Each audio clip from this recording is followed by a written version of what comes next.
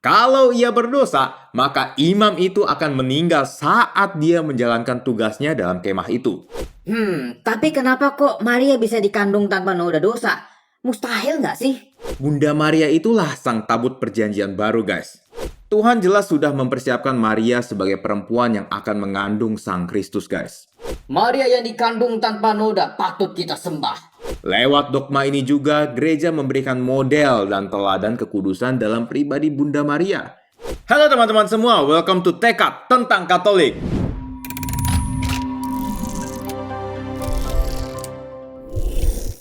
Hari ini kita akan membahas tentang Maria dikandung tanpa noda atau Immaculate Conception.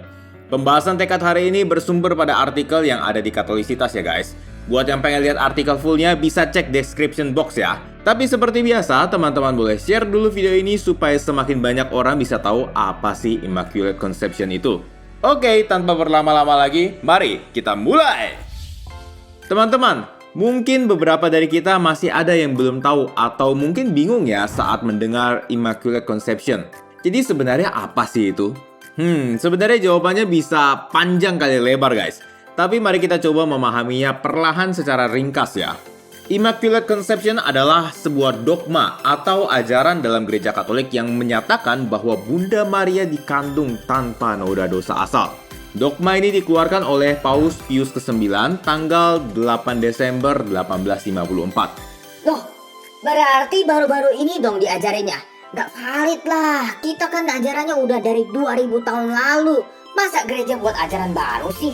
Gereja nggak buat ajaran baru guys. Murid-murid Yesus sendiri sebenarnya udah tahu tentang ajaran ini. Cuman waktu itu pengajaran dilakukan dengan lisan, dari rasul kepada murid-muridnya dan seterusnya. Ajaran lisan ini yang bisa kita sebut juga dengan tradisi suci. Salah satu contohnya nih adalah Rasul Yohanes Penginjil yang menurunkan pengajaran ini kepada Santo Polikarpus. Lalu Santo Polikarpus menurunkan lagi ajaran ini kepada Santo Irenaeus. Barulah Santo Irenaeus menuliskan pengajaran-pengajaran yang dia dapat dari para pendahulunya ke dalam suatu buku yang berjudul Against Heresies. Dalam salah satu bab ia menuliskan perbandingan antara Hawa dengan Bunda Maria. Hawa karena tidak taat atau berdosa mendatangkan maut atau kematian bagi seluruh umat manusia. Sedangkan Maria sebagai Hawa yang baru karena ketaatannya atau tidak berdosa mendatangkan keselamatan bagi seluruh umat manusia. Dan bukan cuma Santo Irenaeus aja loh yang menyuarakan tentang Maria dikandung tanpa noda. Ada Santo Hippolytus, Origen, Santo Efraim, Santo Anastasius, Santo Ambrosius, dan masih banyak lagi. Teman-teman bisa lihat kutipan-kutipan mereka semua di link Katolisitas yang ada di description box ya. Itu kan omongan orang-orang lain. Bunda sendiri nggak ada ngomong kan? Gua nggak bakal percaya deh kalau bukan Bunda sendiri yang ngomong kalau dia itu dikandung tanpa noda. Siapa bilang Bunda nggak pernah ngomong? 4 tahun setelah dogma dikeluarkan oleh Paus Pius ke-9, Bunda Maria menampakkan diri sebanyak 18 kali di Lourdes, Prancis tahun 1858 kepada seorang anak perempuan bernama Bernadette Soubirous. Bunda Maria pada waktu itu menyatakan diri kepada Bernadette kalau ialah perawan yang dikandung tanpa noda dosa. Meskipun Bernadette pada waktu itu nggak paham apa maksud Bunda karena dia buta huruf. Lewat penyelidikan yang panjang, penampakan ini diakui secara resmi oleh Gereja Katolik sebagai penampakan yang otentik. Jadi ini bukan dongeng, mitos, atau buat-buatan doang ya guys. Bentar deh. Tapi kenapa kok Maria bisa dikandung tanpa noda dosa? Mustahil nggak sih?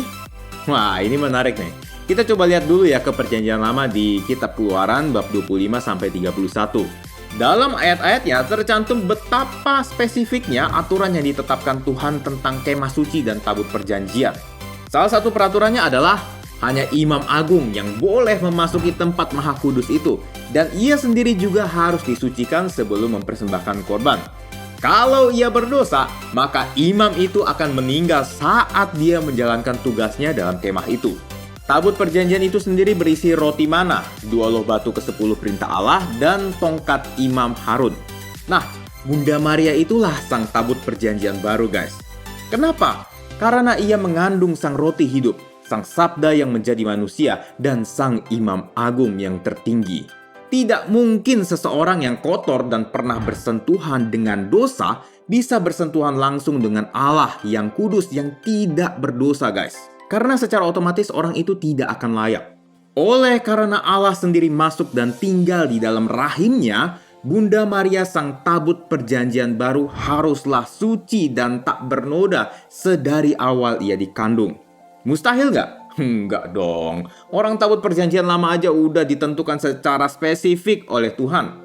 Tuhan jelas sudah mempersiapkan Maria sebagai perempuan yang akan mengandung sang Kristus, guys. Oh, berarti Maria itu robotnya Tuhan dong. Bukan dong. Robot itu nggak punya kehendak bebas, guys. Sedangkan Bunda Maria punya kehendak bebas sama seperti kita. Jadi kecenderungan untuk berdosa itu tetap ada di dalam diri Maria. Tapi ia hingga akhir hayatnya memilih untuk tetap taat, guys. Iya. Tapi emang nggak ada bukti lain gitu dari Alkitab. Kan tadi perjanjian lama doang, perjanjian barunya mana? Ada, guys, tenang aja. Kita bisa buka Lukas 1 ayat 28, di mana Maria menerima salam dari malaikat Gabriel. Salam, hai engkau yang dikaruniai, Tuhan menyertai engkau. Kalau dalam terjemahan Alkitab Vulgata, salam, hai penuh rahmat. Ini menandakan Bunda Maria adalah seorang yang penuh dengan rahmat Tuhan. Kita tahu kalau rahmat atau kasih karunia merupakan keadaan yang berseberangan jauh dengan dosa dan diberikan oleh Allah untuk maksud pengudusan manusia. Karena kepenuhan rahmat inilah tidak ada ruang bagi dosa lagi di dalam diri Maria, guys. Terus sebenarnya fungsi dogma ini emang apa? Apa ngaruhnya sama iman kita? Kan kita berimannya kepada Yesus. Iya betul, kita beriman memang kepada Yesus kok. Dogma ini juga nggak bilang gini kan? Maria yang dikandung tanpa noda patut kita sembah. Tapi lewat dogma ini kita diajak tidak fokus hanya kepada gelar istimewa Maria, melainkan kepada kerahiman Tuhan yang tak terbatas untuk membebaskan Maria dari segala dosa sejak dari kandungannya. Lewat dogma ini juga gereja memberikan model dan teladan kekudusan dalam pribadi Bunda Maria. Kita diajak berjuang hidup kudus setiap harinya dengan mengandalkan rahmat Tuhan. Oke guys, itulah pembahasan tentang Katolik hari ini.